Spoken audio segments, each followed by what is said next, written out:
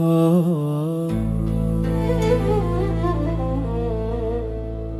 Bir akşam çöktü yine yüreğimin üstüne, adını savurdu rüzgar virane gönlüme. Giden sen değildin, ben kaldım kül yerine.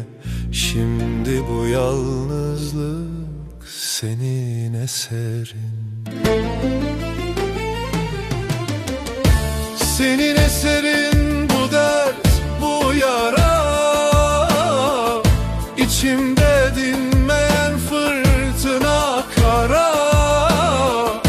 Bir ömür sevdim de ne geçti elime, ağlayan şu gönül senin eserin. Gözlerin düş olur gecelerime, sesin hançer gibi saplanır içime. Kırık bir saz oldum kendi elimle, tellerimdeki yağ senin eserin. Senin eserin bu dert, bu yara, içimde dinmeyen fırtına kara. Bir ömür sevdim de ne geçti elime, ağlayan şu gönül senin eserin. Dağlara söyledim, dönmedi sesin.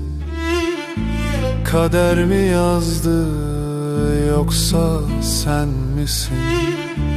Bir mezar sessizliği kaldı geriye. Bu viran hayatın tek sahibisin.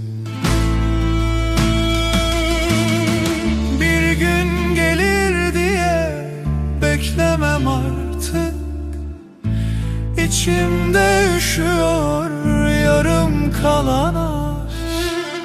Ne yapsam silinmez senden izlerim.